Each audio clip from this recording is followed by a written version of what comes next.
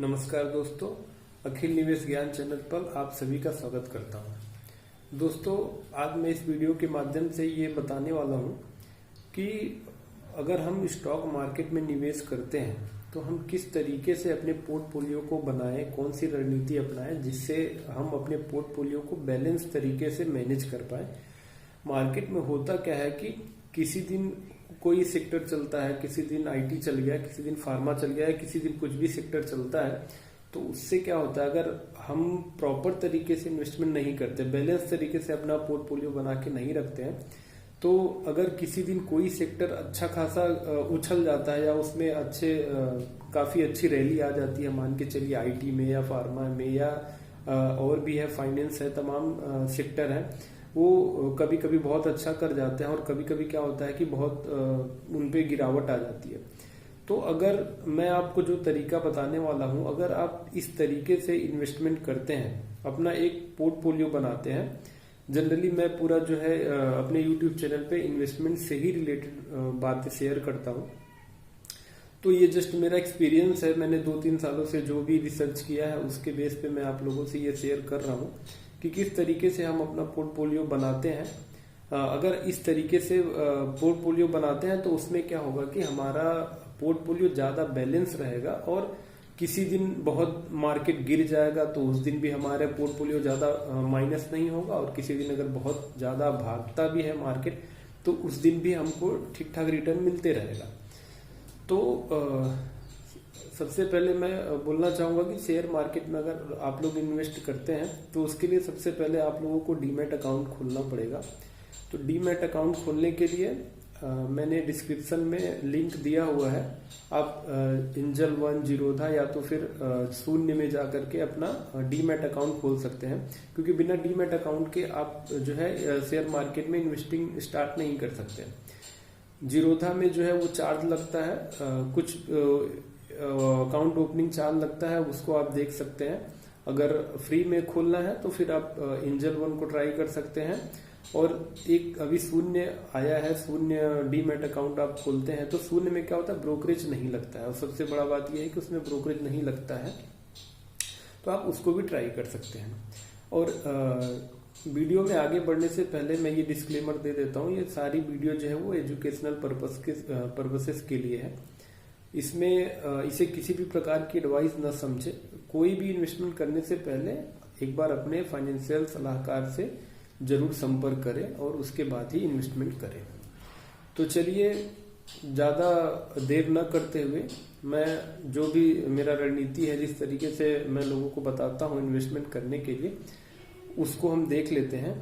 और उसके लिए मैं आपको लेके चलता हूँ अपने लैपटॉप की स्क्रीन पर।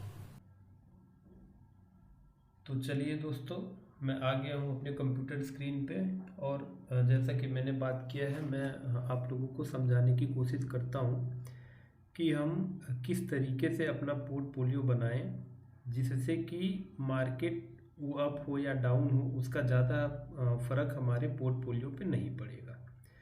तो इसके लिए सबसे पहले दोस्तों हमको इस तरीके का एक सेटअप बनाना पड़ेगा, जो मैं इस वीडियो में डिस्कस कर रहा हूँ। आपको मैं बताता हूँ कि किस तरीके से हम काम करते हैं और मार्केट का जो चलने का तरीका है वो किस तरीके से चलता है। हम सबसे पहले तो उसको देख लेते हैं।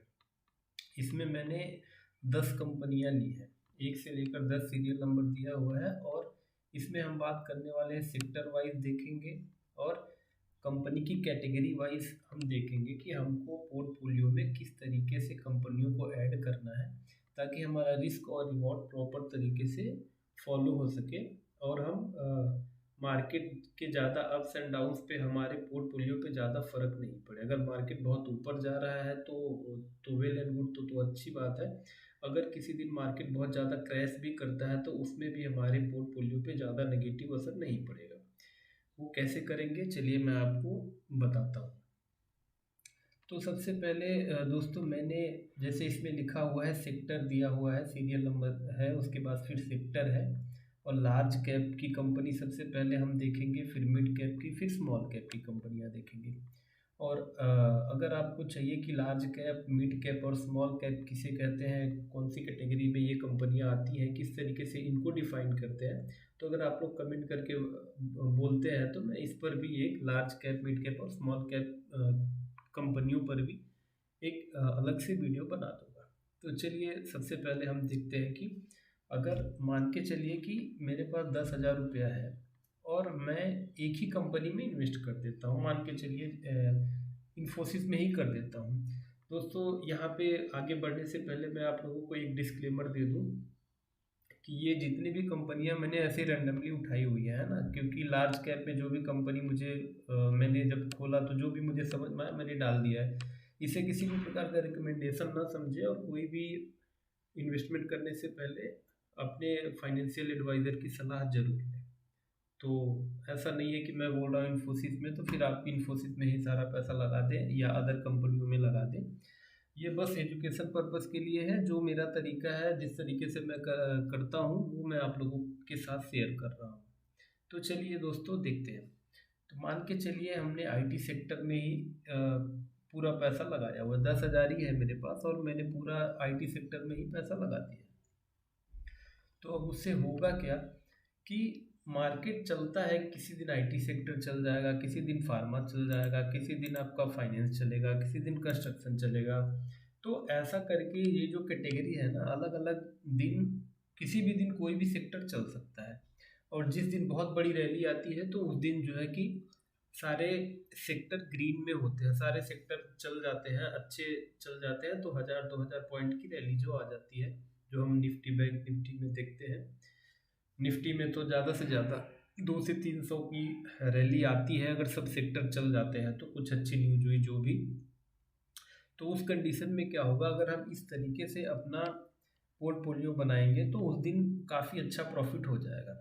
लेकिन किसी दिन मान के चलिए कि आईटी सेक्टर डाउन हुआ और हमारे पास और कोई सेक्टर का शेयर नहीं है, मान के चलिए एनर्जी का शेयर नहीं है या एफएमसीजी का नहीं है।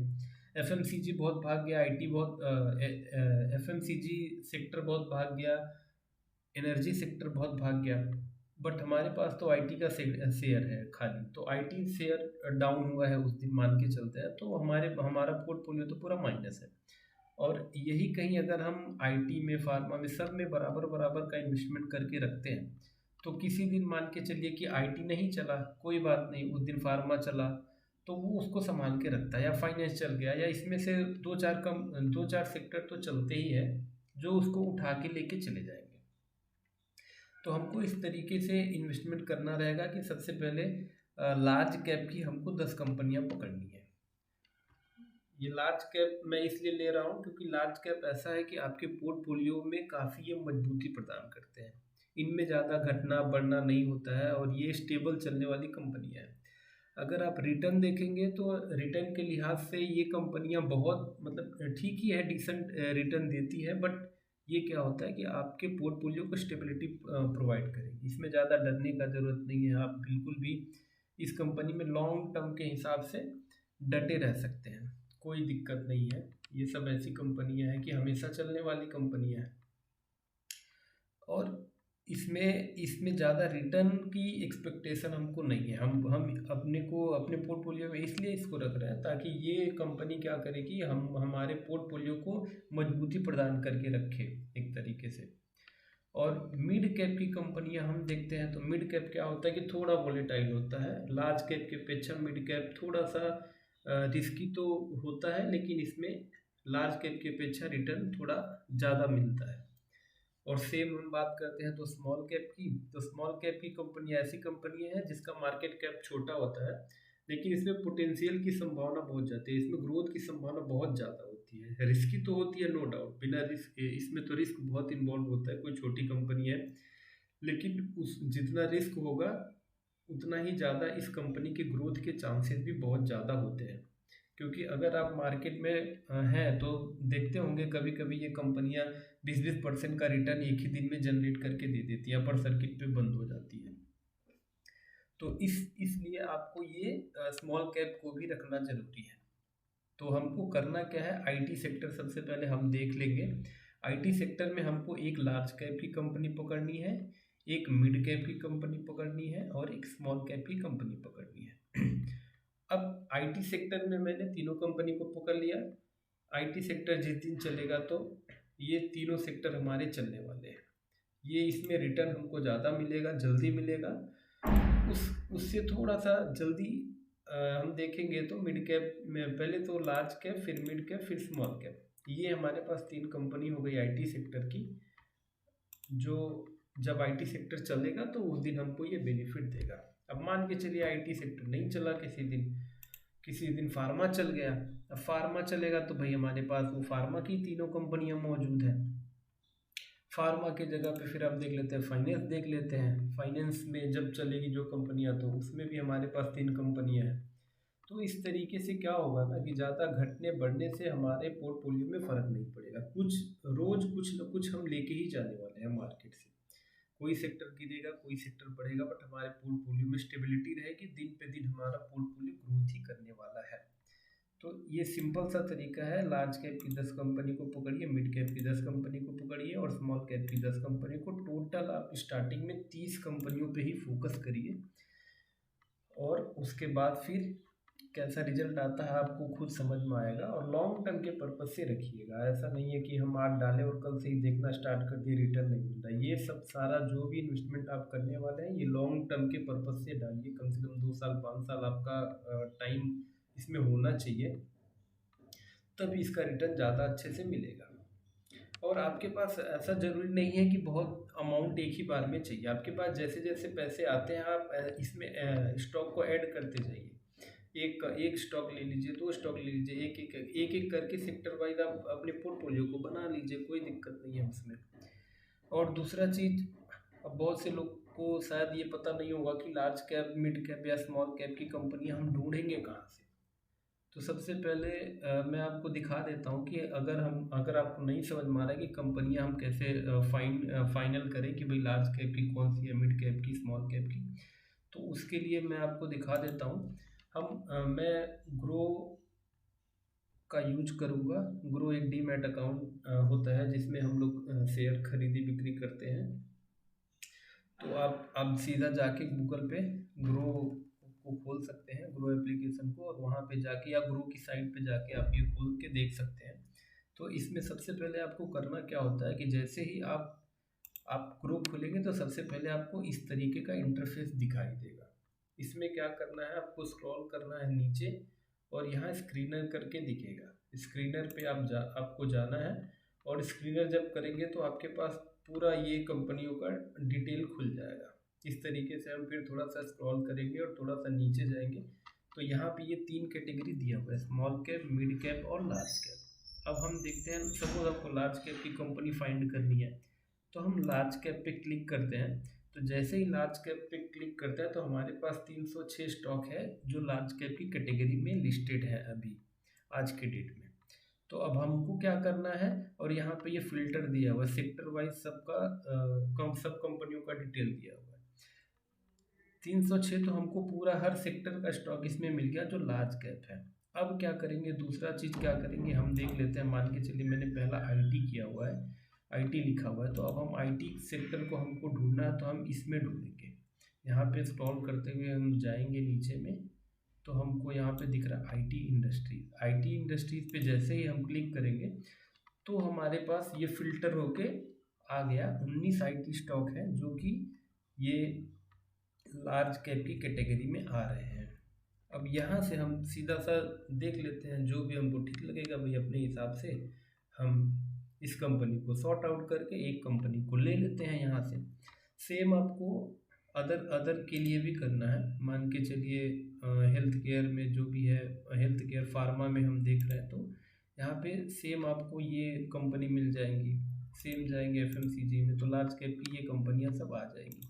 उसी तरीके से अदर सेक्टर में मिड कैप में जाएंगे, मिड कैप वहाँ पे कर देना है, बाकी सारा प्रोसेस सेम करना है। उसके बाद स्मॉल कैप में जाएंगे तो आपको ये सारी कंपनियां जो है ज़्यादा कुछ बिना मशक्क़त के मिल जाएंगी। आराम से इसको देख के फिर अपने हिसाब से आप इसको कर सकते हैं।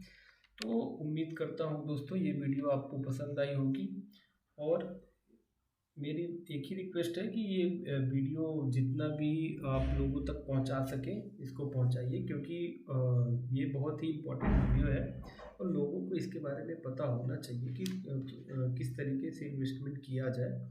ताकि हम मार्केट के जो वोलेटाइल होता है उससे बच सकते हैं।